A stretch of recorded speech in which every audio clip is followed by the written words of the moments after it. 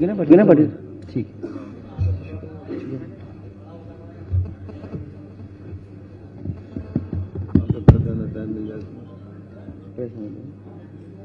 सभी प्रेस बंधुओं को नमस्कार। ताज नगरी में माननीय अखिलेश जी का स्वागत करता हूं और समाजवादी राष्ट्र लोकदल गठबंधन के सभी हमारे वरिष्ठ पदाधिकारीगण और आगरा जिले के सभी हमारे गठबंधन के जो उम्मीदवार हैं, सभी हमारे कार्यकर्ता जो मिलकर चुनाव लड़ा रहे हैं, उनका अभिनंदन करता हूं। ताज नगरी और बाबा साहेब भीमराव अंबेडकर जी की ये कर्मस्थली रही है, चौधरी चरण सिंह जी की कर्मस्थली रही है और आगरा एक बड़ा अर्बन सेंटर है, पूरे पश्चिम उत्तर प्रदेश में एक बड़ा शहर है, एक नॉलेज सेंटर भी है, एजुकेशनल हब भी है, ट्रेड, कॉमर्स और इंडस्ट्री, उद्योग का एक बड़ा केंद्र है पश्चिम उत्तर प्रदेश का। आज के इस अवसर पर मैं यही कहना चाहूंगा कि लगातार जिस तरह से हम लोग अपना विजय रथ जो अखिलेश जी ने जिसकी शुरुआत की उस पर सवार होकर चल रहे हैं और एक बात साफ है कि प्रदेश के नौजवान और प्रदेश के किसान दोनों ने अपना मन बना रखा है। दोनों लोग एक सकारात्मक परिवर्तन उत्तर प्रदेश में लाना चाहते हैं। दोनों लोग अपने आप को ठगा महसूस कर रहे हैं और उनके साथ मौजूदा सरकार ने छल कपट भी किया, झूठे वादे किए, दुनिया की एक बहुत बड़ी तस्वीर उनको दिखाई और फिर धड़ाम से उनको जो है जमीन पर ला दिया। इलाहाबाद के यूनिवर्सिटी में जिस तरह से मारपीट छात्रों के साथ की गई वो तो एक प्रमाण है। बड़े बड़े दावे आज भी सरकार में बैठे लोग, सत्ता में बैठे लोग करते होंगे। लॉ एंड ऑर्डर को लेकर आप देखते हैं कि योगी जी बहुत बयानबाजी करते हैं और गर्मी को ठंडी में तब्दील करने की बात करते हैं, शिमला तक पहुंचाने की बात करते हैं, जो कि पश्चिमी उत्तर प्रदेश के लोगों का एक अपमान है। लेकिन सच्चाई यह है कि उन्नाव, हाथरस और अब बुलंदशहर जैसी घटनाएं ये साबित करती हैं कि इनके दावे खोखले हैं। बाबा साहेब की इस धरती पर मैं ये भी कहना चाहूंगा कि जो हमने गठबंधन बनाया है उसके पीछे एक सामाजिक समीकरण है और बाबा साहेब के द्वारा जो सामाजिक न्याय की लड़ाई उन्होंने लड़ी, देश को संविधान दिया, नागरिकों को अधिकार दिए, उन्हीं अधिकारों को बचाए रखने के लिए लोकतंत्र मूल्यों को, लोकतांत्रिक मूल्यों और सिद्धांतों को बचाए रखने के लिए यही गठबंधन आज उत्तर प्रदेश के मतदाताओं के लिए एकमात्र विकल्प था। लाठी चलाने से, बुलडोजर की धमकी देने से, गर्मी निकाल दूंगा जैसी भाषा बोलने से आगरा का विकास नहीं हो सकता, उत्तर प्रदेश का विकास असंभव है। आगरा के नागरिकों को, सिटीजन्स को मैं याद दिलाता हूं, चौधरी अजीत सिंह जी का भी बड़ा योगदान इस क्षेत्र में रहा। आगरा की कनेक्टिविटी को इंप्रूव करने के लिए नागरिक उड्डयन मंत्री के पद पर रहते हुए उन्होंने अनेकों प्रयास किए और अखिलेश जी ने अनेकों प्रयास किए यहां की कनेक्टिविटी के लिए, यहां के ऐतिहासिक महत्व को आगे बढ़ाने के लिए। और हम लोगों ने तय किया है कि पूरे उत्तर प्रदेश के मानचित्र पर आगरा शहर का अपना एक विशेष महत्व रहेगा। आप टूरिज्म को देख लें, 1,09,00,000 देश के हर कोने से और विदेश से यहां पर्यटक 2019 में आए थे और कोविड महामारी कर लीजिए, कह लीजिए, या जो आर्थिक तंगी है जिसका प्रभाव सबके जेब पर पड़ रहा है, उसका असर यह पड़ा कि 2020 में वो आंकड़ा गिर के मात्र 27 लाख रह गया। यानी ऑलमोस्ट 20% रह गया। तो उस इंडस्ट्री को रिवाइव करने के लिए राज्य सरकार को कदम लेने पड़े। फिर आलू का एक बहुत बड़ा क्षेत्र है, किसानों की भूमि है, चौधरी चरण सिंह जी की ये कर्मस्थली रही। आलू के किसानों के साथ अन्याय हुआ, तो मैं तो योगी जी से कहता हूं कि आप हमारी गर्मी निकालने की बात कर रहे हो, चलो हमारा तो कुछ कर नहीं सकते, लेकिन उन नौजवानों की गर्मी कैसे निकालोगे जो नौकरी मांग रहे हैं। आलू के किसान जो हर साल देखते हैं वो तस्वीरें कि आलू फेंक रहा है, टमाटर फेंक रहा है, गेहूं और धान की खरीद नहीं हो रही, उन किसानों की गर्मी योगी जी कैसे निकालेंगे?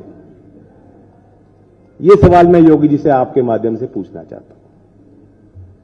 और बाकी कई चीजें हैं जो गरीब के लिए कल्याणकारी योजनाएं जिसकी घोषणाएं लगातार हो रही हैं, जो हमने सोचा है कि सरकार बनेगी आपके आशीर्वाद से, हमने जो संकल्प लिए और किसान और नौजवानों को मैं आश्वस्त करना चाहता हूं कि 5 साल से जो आपका अन्याय हुआ आपके साथ, इतने बड़े किसान आंदोलन के बाद भी आपत्तिजनक शब्द, गाली गलौज जिन लोगों ने आपके साथ की, ये चुनाव मौका है।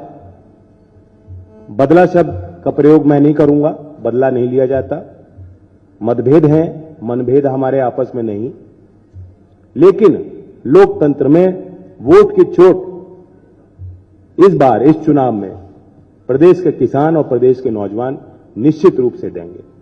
और मैं वादा करता हूं कि आपकी सरकार में, समाजवादी पार्टी और राष्ट्रीय लोकदल के गठबंधन की सरकार में, प्राथमिकता आगरा को दी जाएगी विकास में, और किसान और नौजवानों की सरकार होगी।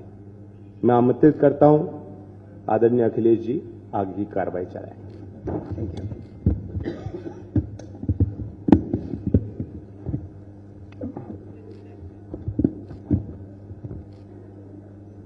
मैं सबसे पहले जयंत चौधरी जी का धन्यवाद देता हूं।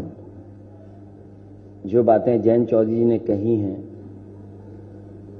उससे आगे और उससे मैं सहमत हूं। आगरा और आसपास के लोगों से आपके माध्यम से मेरी यही अपील है कि इस बार गठबंधन की मदद करें। समाजवादी पार्टी और आरएलडी का जो गठबंधन है, इसके सभी प्रत्याशियों को एक एक वोट देकर के ऐतिहासिक जीत दिलाने का काम करें।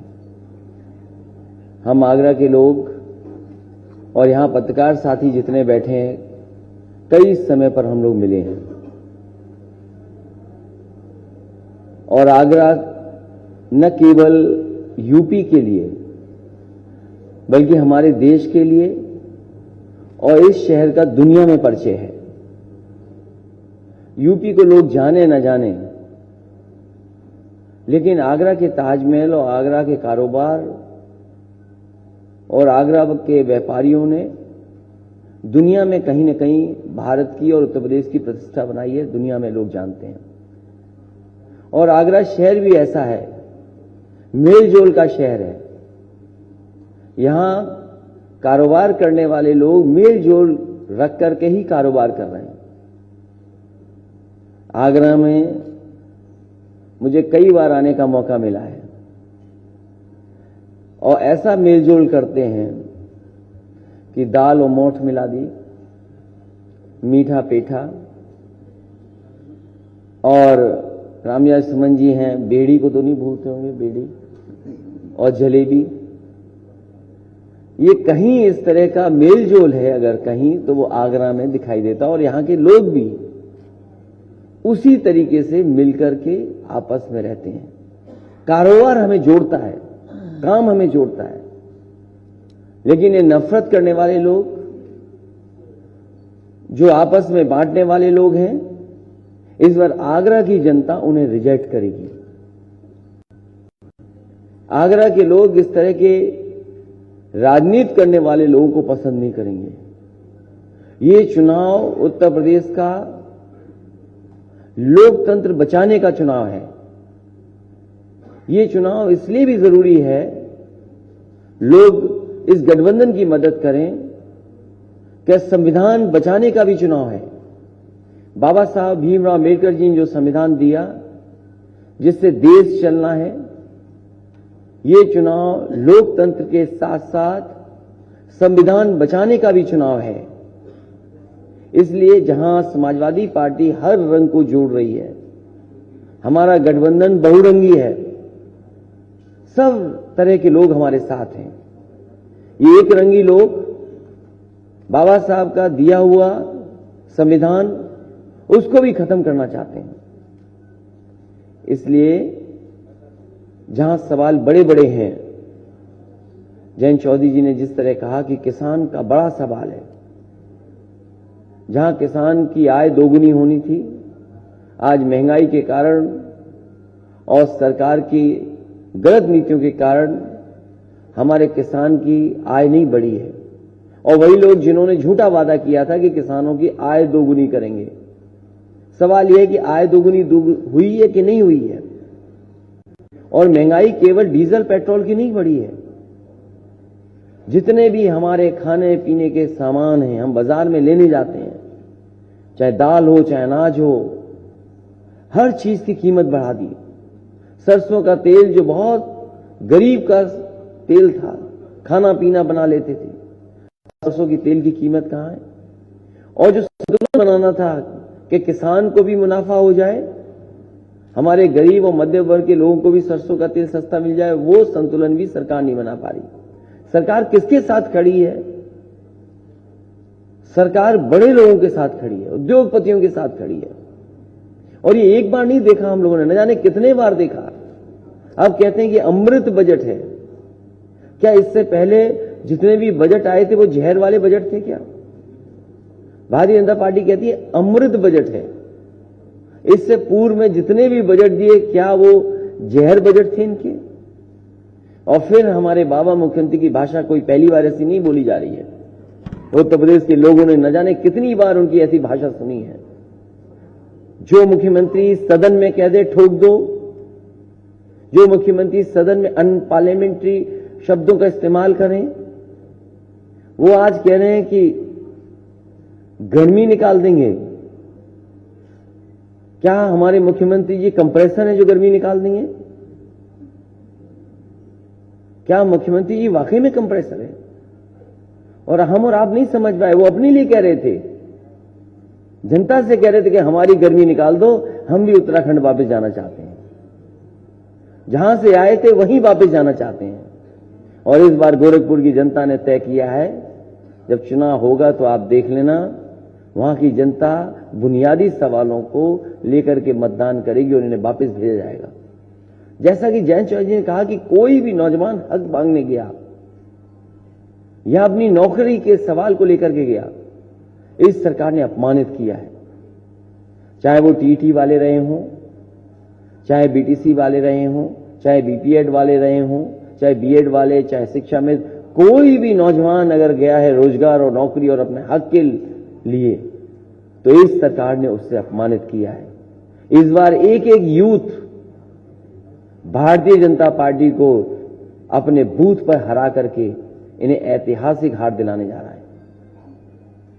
और वो वक्त कैसे भूल सकता है आगरा, जिस समय दवाई की जरूरत थी, बिस्तर की जरूरत थी, ऑक्सीजन की जरूरत थी। ये सरकार कुछ भी नहीं दे पाई और न जाने कितने लोगों की जान चली गई। अगर सरकार जागरूक होती और जनता के लिए काम करती तो सबसे पहले सूचना यहीं से आई थी कि कोविड के लोग या कोविड से जिनको बीमारी हुई है वो सबसे पहले यहीं की गिनती में आए थे। लेकिन उसके बावजूद भी सरकार को जो तैयारी करनी चाहिए थी, अस्पतालों को जिस तरीके से तैयार रखना चाहिए था, ये सरकार ने नहीं किया। बजट का पता नहीं कहां चला गया, लेकिन लोग भागते रहे। वो कोविड के समय की तस्वीरें कौन भूल सकता है कि जहां परिवार के सदस्य अपने परिवार के सदस्यों को बचाने के लिए दवाइयां ढूंढ रहे थे, महंगी दवाइयां मिल रही थी, अस्पतालों में बिस्तर ढूंढ रहे थे, बिस्तर नहीं मिल रहे थे, और ऑक्सीजन के लिए न जाने क्या क्या करना पड़ा उन्हें। और रेमडेसिविर जैसे इंजेक्शन के लिए भी शायद अधिकारियों के सामने डॉक्टरों को गिड़गिड़ाना पड़ा, तब जाकर के रेमडेसिविर जैसे इंजेक्शन मिली हैं। और वो तस्वीर कोई नहीं भूल सकता है कि जहां एक परिवार दूसरे परिवार को कैसे ऑक्सीजन दे रहा था। और उससे पहले की भी जो तस्वीरें थीं, जिस समय लॉकडाउन लगा था, सबसे पहले एक नौजवान यहीं का जिसकी जान गई थी, हार्ट अटैक हुआ था, वो मुरैना का था, आपके बगल की प्रदेश का था। हार्ट अटैक हुआ, चलता चलता आया, घर नहीं पहुंच पाया, उसको हार्ट अटैक हो गया। कई लोगों की जान गई उस समय, जो अपने घर नहीं पहुंच पाए, सरकार ने नहीं मदद की। और वो तस्वीर कैसे भूल सकते हैं कि एक मां अपने बेटे को सूटकेस पे लेके जा रही थी, और यहां के जिलाधिकारी, यहां सरकार के लोग कह रहे थे कि ऐसा तो बचपन में हमने भी किया, हमें भी ले जाया जाता था। उस समय जितने लोगों की जान गई, अगर किसी ने मदद की थी मजदूरों के परिवार की, तो समाजवादी पार्टी ने उन परिवारों की मदद करने का काम किया। और जो हम कर सकते थे, चाहे वो प्रेस के लोग हों या समय समय पर अगर ऐसी घटना हुई, जो मदद कर सकते थे, हम लोगों ने मदद की है। और लॉकडाउन का समय, बीमारी का समय, हमारा किसान, हमारा नौजवान और पूरा आगरा का कारोबार ठप है। 1 डिस्ट्रिक्ट 1 प्रोडक्ट, आगरा में तो न जाने कितने कारोबार हैं, जितने कितने काम हैं, लेकिन अगर हम इसका हिसाब किताब लगाएं तो डबल इंजन की सरकार ने यहां का कारोबार ठप कर दिया है।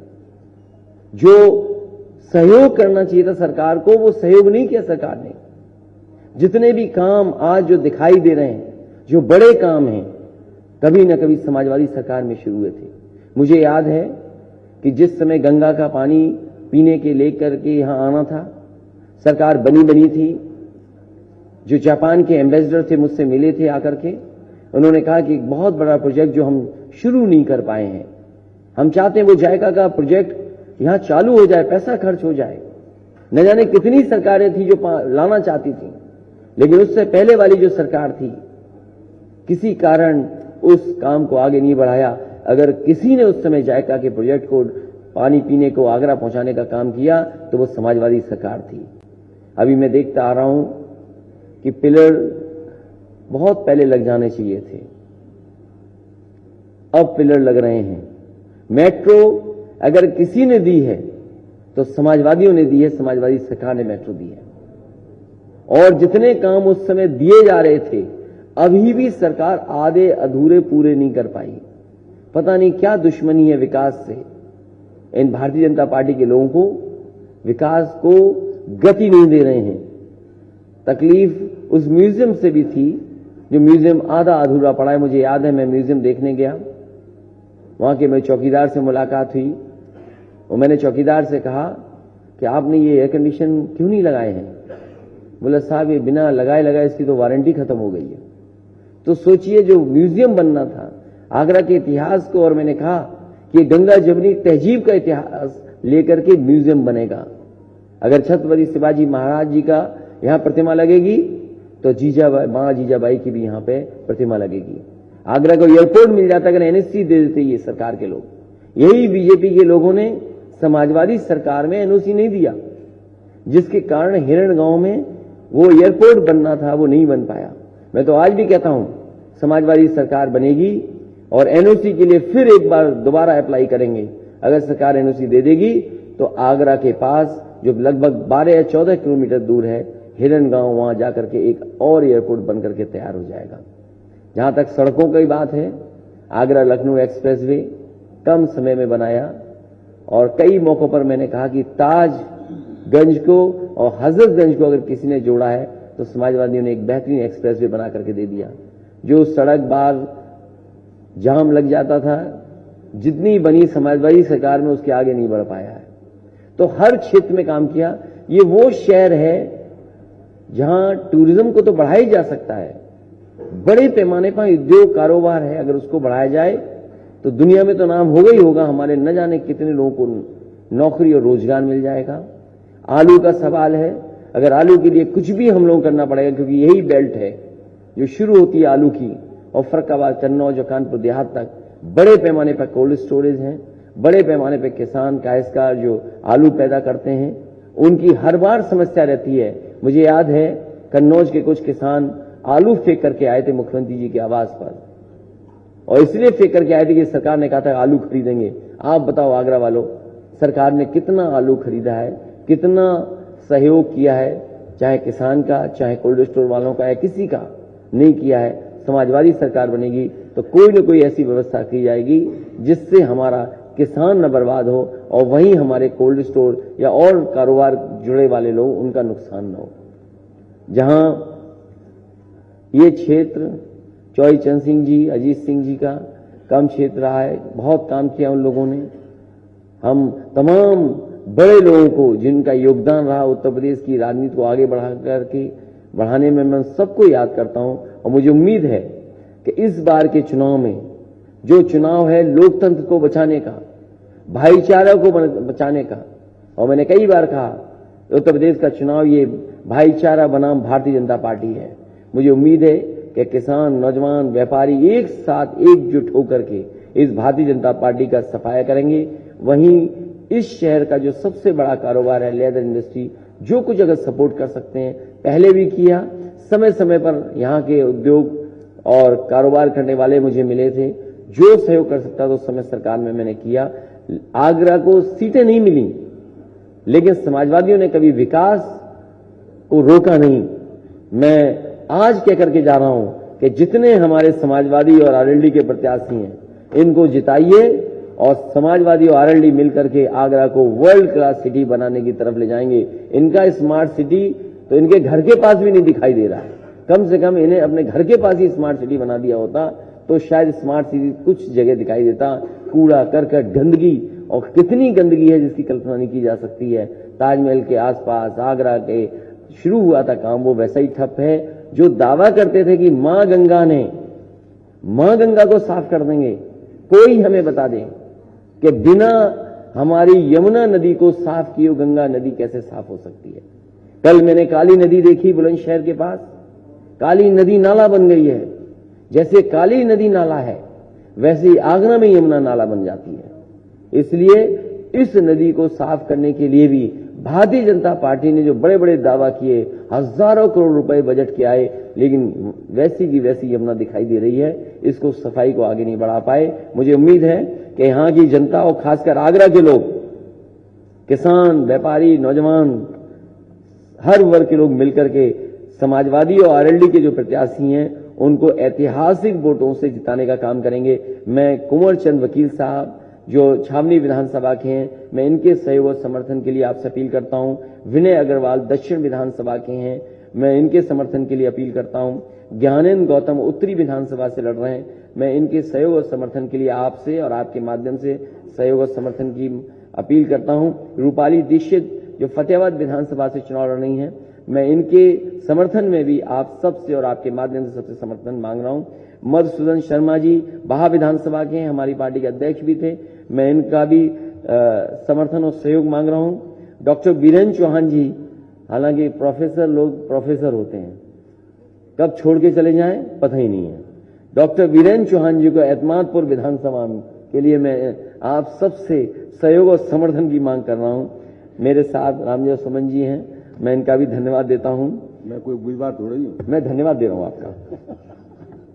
ठाकुर रोहतांग सिंह खैरागढ़ विधानसभा के हैं, मैं इनके सहयोग और समर्थन के लिए भी आपसे अपील करता हूं। आरएलडी के दूसरे प्रत्याशी है महेश जाटव जी ग्रामीण विधानसभा के हैं, मैं इनके समर्थन में भी आप सबसे सहयोग मांग रहा हूं। ब्रजेश चहार जी फतेहपुर सीकरी विधानसभा से चुनाव लड़ रहे हैं, मैं इनका भी समर्थन चाहता हूं कि इनको भी ऐतिहासिक वोटों से जिताएं। आरएलडी और समाजवादी पार्टी के जिलाध्यक्षों का और संगठन के जितने भी पदाधिकारी हैं उनका बहुत बहुत धन्यवाद, और खासकर अपने प्रेस के लोगों का बहुत बहुत धन्यवाद।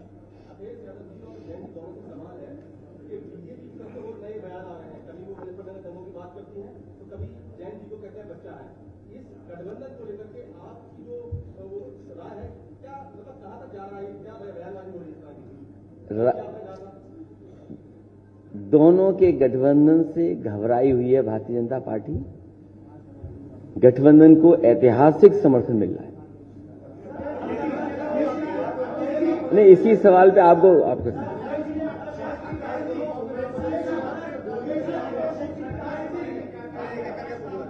क्या कहा? किसको? ये कौन होता है शेख चिल्ली? कोई शेख चिल्ली ही शेख चिल्ली बोल रहा होगा। नफरत का कारोबार करने वालों को इस बार हटाया जाएगा।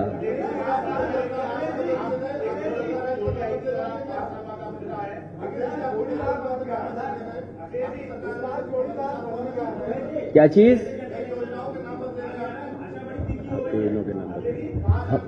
हम लोग काम करने वाले लोग हैं और इस शहर से मोहब्बत का पैगाम दुनिया में जाता है। तो यहाँ के कारोबारी, यहाँ के तरक्की करने वाले लोग यहाँ का विकास चाहते हैं। आप मेट्रो पे पूछिए सवाल कि आखिरकार हमारे बाबा योगी मुख्यमंत्री जी ने मेट्रो क्यों नहीं बनने दी? ये किसकी देन है?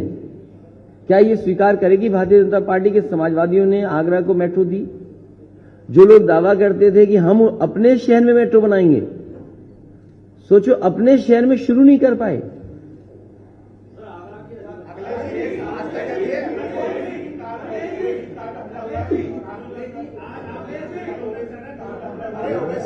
ये बहुत दुख अफसोस है कि इस तरह की घटना नहीं होनी चाहिए। जो घटना हुई है बहुत दुखद है। जो लोग ये कह रहे थे कि अपराधी उत्तर प्रदेश छोड़ करके भाग गए, गुंडे बदमाश उत्तर प्रदेश छोड़ के भाग गए, क्या छोड़ते समय उन्हें ओवैसी दिखाई दे गए क्या? ये बहुत ही हिंसा की कहीं जगह नहीं होनी चाहिए। ये घटना निंदनीय है, घटना नहीं होनी चाहिए थी। ये कानून व्यवस्था का सबसे बड़ा सवाल है।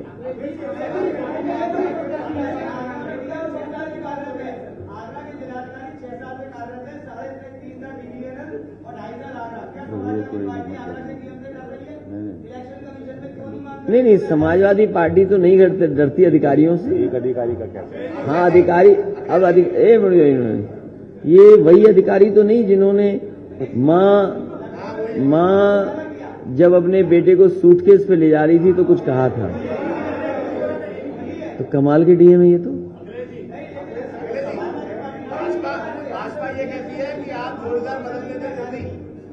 जरूर मांग करेगी, उसमें क्या दिक्कत है?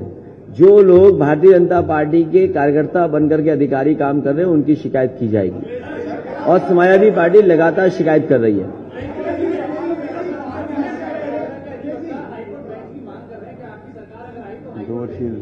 देखिए, इन समाजवादी पार्टी एक्सप्रेस वे बनाती है। आप यहां से जाइए लखनऊ 2.5 घंटे में पहुंच जाते हो। अगर वो थोड़ा सा बैन रोक दे तो 2 घंटे में पहुंच जाओगे आप।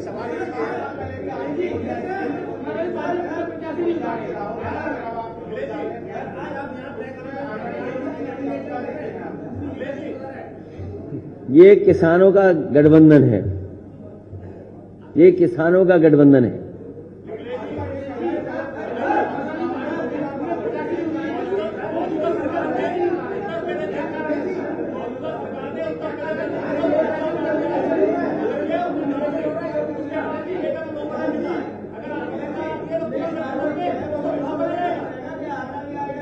नहीं, ये जो सम्मान है समाजवादी पार्टी के समय पर जो सम्मान दिया जाता था वो जो प्रदेश स्तर पर तो है ही है, अब जिले स्तर पे भी जो अच्छे नागरिक होंगे, जो अच्छा काम कर रहे हैं, उनको भी सम्मान समय समय पे दिया जाएगा। और आगरा का शहर, आगरा हैंडीक्राफ्ट और तमाम कामों में बहुत आगे है। इसलिए समाजवादी सरकार बनने पर और आरएलडी और गठबंधन की सरकार जब बनेगी तो हैंडीक्राफ्ट इंस्टीट्यूट भी अगर बनानी पड़ी, जिससे कि यहाँ के कारोबार और कारीगरों को मदद करने के लिए और बढ़ाने के लिए अगर कोई इंस्टीट्यूट बनानी पड़ेगी तो बनाने का काम होगा। समाजवादी पार्टी ने हमेशा विकास का रास्ता अपनाया है।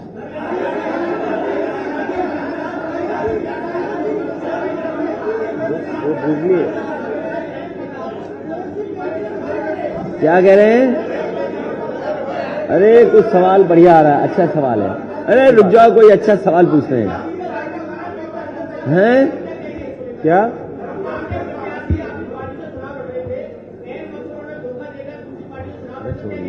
नहीं, उसमें कुछ नहीं बोलेंगे। ये प्रोफेसर कौन सी पढ़ाई पढ़ाते थे? नहीं, ये कमाल का धोखा है। आए कब आए और क्यों आए हमें ही नहीं पता लगा क्यों आए थे। मैं आपसे पूछता हूँ कि क्यों आए थे? मैं जब तक समझ पाया क्यों आए थे।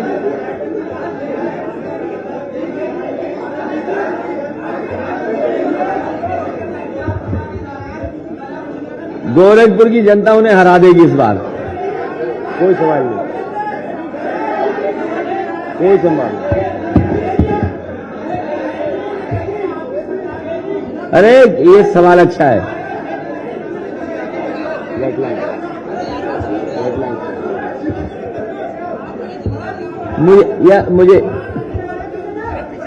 मुझे खुशी है इस बात की कि जहां पर इतने बड़े पैमाने पर आगरा, मथुरा, वृंदावन में टूरिस्ट आते थे, उसी समय समाजवादी सरकार में लाइन सफारी तो बनाई गई थी टूरिस्टों के लिए, और जो लोग साइकिल से प्रेम करते हैं, साइकिल को पसंद करते हैं, उनके लिए पहला देश का सबसे बड़ा साइकिल हाईवे बनाया था, बाइसिकल हाईवे बना था इटावा से लेकर के आगरा। अगर आज भी कोई साइकिल से जाना चाहे, कोई टूरिस्ट अगर नदी के किनारे और जो हमारे इंपॉर्टेंट सेंटर्स हैं उनके आसपास देखते हुए अगर पहुंचना चाहेगा तो पहुंच सकता है। और साथ ही साथ एक बहुत फेमस रटलैंड में ब्रिटिश बर्ड फेस्टिवल होता था, उन लोगों से टाई अप किया टूरिज्म डिपार्टमेंट ने मिलकर के, इसी चंबल के इलाके में जो कभी डाकू के लिए जाना जाता था, चंबल के किनारे जाने में लोग घबराते हैं, उस इलाके में गुंजाइश बनी कि इस तरह के भी कार्यक्रम हो सकते हैं जहां पर दुनिया के लोग आ सकते हैं। ब्रिटिश बर्ड फेस्टिवल जो कराते थे उनको और उत्तर प्रदेश के फॉरेस्ट डिपार्टमेंट, उत्तर प्रदेश का टूरिज्म डिपार्टमेंट मिलकर के इतना बड़ा आयोजन हुआ था, एमओयू साइन हुआ था, 3 बार वो कार्यक्रम हुआ। लेकिन जैसे ही हमारे बाबा मुख्यमंत्री आए, इनको तो हमें आपसे भी लगाव नहीं है, मोहब्बत से भी लगाव नहीं है, इन्हें नफरत से लगाव है, और हर अच्छी चीज इन्हें खराब लगती है, और पक्षी चिड़िया इनसे क्या लेना देना उन्हें, जिनके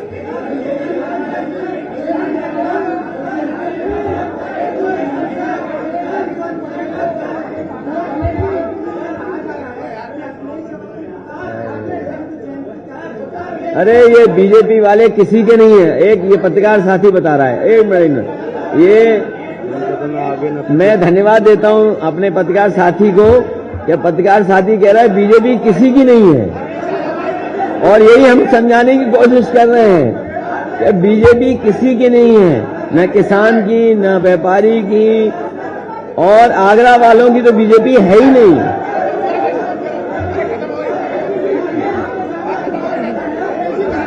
ये मैं आखिरी सवाल रहा हूं, ये नई प्रेस आ गई, ये प्रेस के आगे नई प्रेस आ गई है। मैं